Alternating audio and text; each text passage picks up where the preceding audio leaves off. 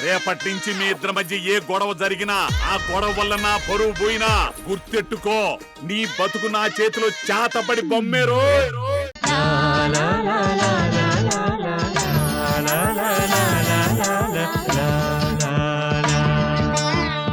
ఒక తండ్రి కూతురు విడిపోవటానికి కారణం నేనే అన్న నింద నా మీద పడింది.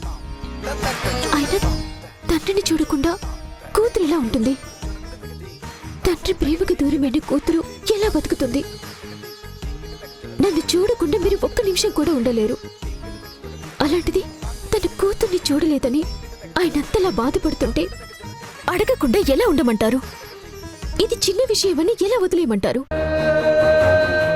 సభాషమ్మ, తండ్రి కూతుర్ల అనుబంధం గురించి చాలా గొప్పగా చెప్పావు. నీలో ఇంత గొప్ప ఆలోచన ఉన్నందుకు నాకు చాలా ఆనందంగా ఉంది. తెలుసో తెలియకో నా కూతురు నాకు దూరం చేసింది నువ్వే కాబట్టి నువ్వే తీసుకొచ్చి నా దగ్గర చేరుస్తావా?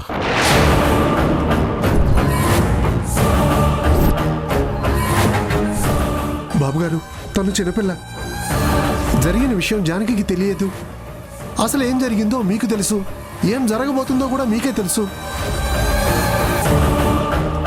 ఇప్పుడు నా జానకిని ఈ విషయంలోకి లాగి లేనిపోని ఇబ్బందులకు గురి చేయకండి.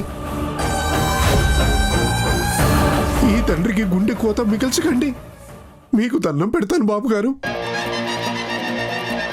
చూడండి, అసలేం జరిగిందో నాకు తెలీదు. నిజంగా నా వల్ల తప్పు జరుగుంటే దాన్ని సరిదిద్దుకునే బాధ్యత నాది. అన్ని విషయాలు తెలుసుకున్నాక మీతో మాట్లాడతాను. మీరు నిశ్చింతగా వెళ్ళిరండి.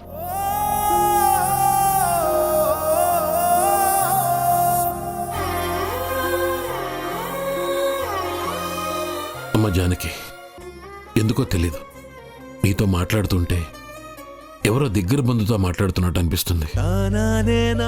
అందుకే నువ్వు చెప్పగానే నీ మీద నాకు నమ్మకం కలిగింది. ఒక తండ్రి పడుతున్న ఆవేదన ఏంటో నువ్వు అర్థం చేసుకున్నావని నాకు అనిపిస్తుంది. నా కూతుర్ని అప్పగించే బాధ్యత నీదే.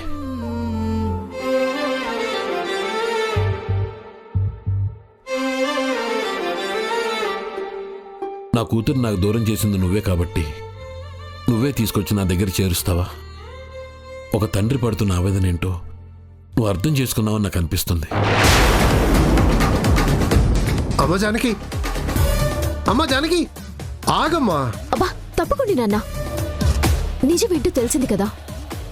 భూమి వాళ్ళ నాన్న భూమిని తీసుకెళ్లే ప్రయత్నం చేస్తే భూమికేదో అన్యాయం జరిగినట్టు, అదంతా నా వల్ల అయినట్టు ఆ రుద్రాణి గారు నా చెంప పగలగొట్టారు.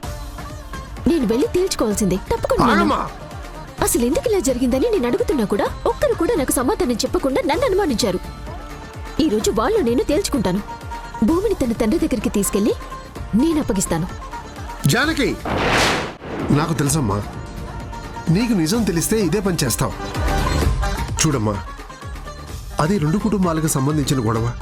ఆ రెండిళ్ల మధ్య బంధుత్వం ఉంది. వాళ్ళు కొట్టుకుంటారు, తిట్టుకుంటారు.